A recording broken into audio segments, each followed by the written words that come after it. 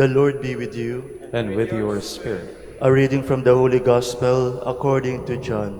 Glory to you, O Lord.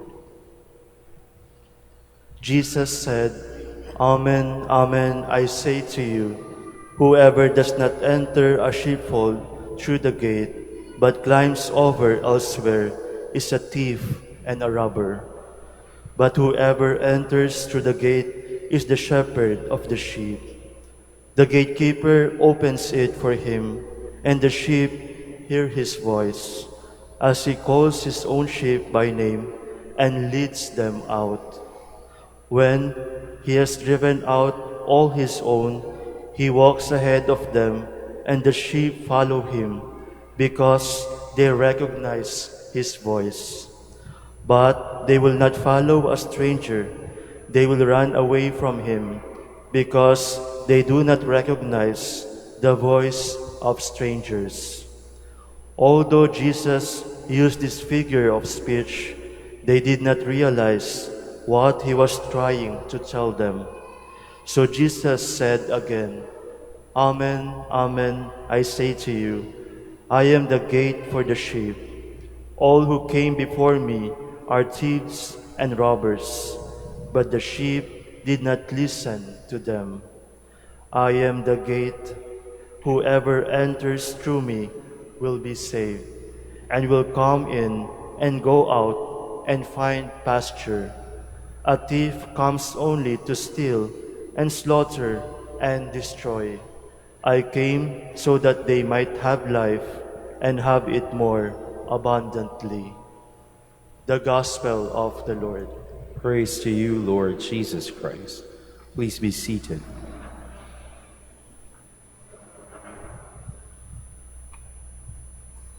Magandang umaga po sa inyong lahat. Mapagpalang pagdating po sa ating basilika dito sa Manawag. Sino po ba ang hindi ayaw magkamura, no? Sino po bang ayaw na makamura? Most of the time, mas pinipili po natin yung mura kapag tayo po ay namamalengke o kung mayroon tayong binibili. Kasi as much as possible, sino pong ayaw mag-save? Natatandaan ko po nung nandun po ako sa Bataan, yun ang first assignment ko, sapagkat every weekend po required kaming bumalik sa Manila to join the community. Pinipili ko parati po yung mas murang gasolina. Kaya nga kapag kami po ay magpapagasolina, tinitingnan po namin kung saan yung pinakamurang nagbebenta ng gasolina. Kaya lang napansin ko, kapag yun ang pinipili ko, at least twice kami nagpapagasolina. Sa balikan, 2 beses kami nagpapagasolina. Pero kapag doon naman kami sa mas mahal, once lang po, 1 beses lang, balikan na po yun. Ng Manila at Bataan, Bataan to Manila. At doon ko na-realize na hindi lahat ng mura ay okay. Hindi sapagkat ikaw ay nakamura, mas okay. Kaya nga po, kung kapag babalikan po natin yung Ebanghelyo, yung message ng Good Shepherd, our way to the Lord is not cheap. Our way back to the Lord is never cheap. Because repentance is not cheap.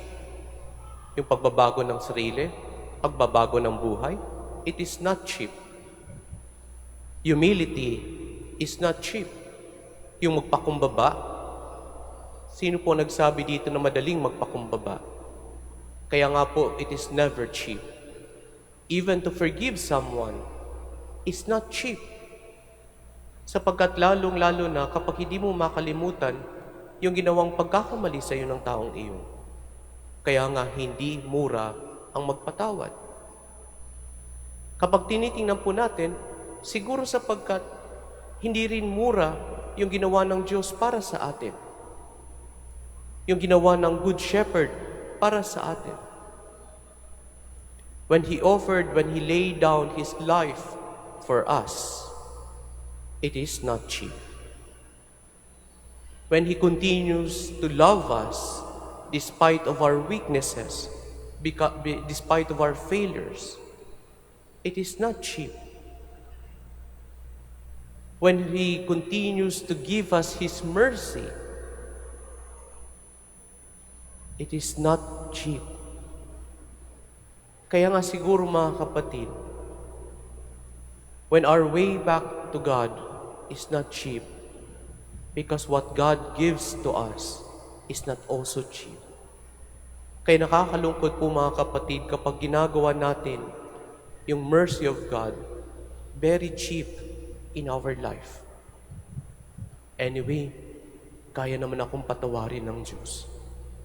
Anyway, anytime na lumapit ako kay Lord, mapapatawad din naman niya ako.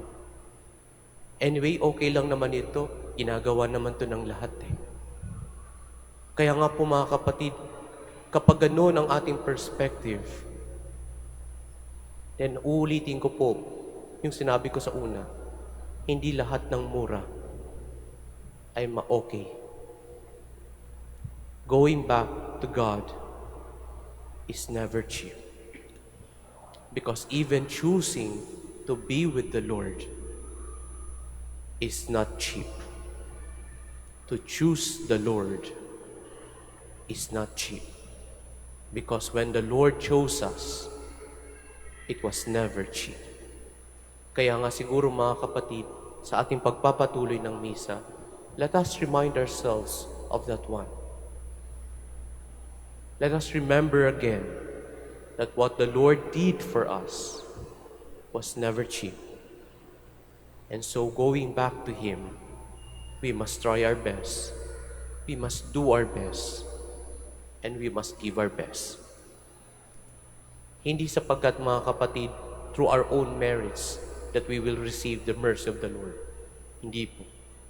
It is not because when we are trying to be good, that's the only time that the Lord will become more loving to us. Hindi po.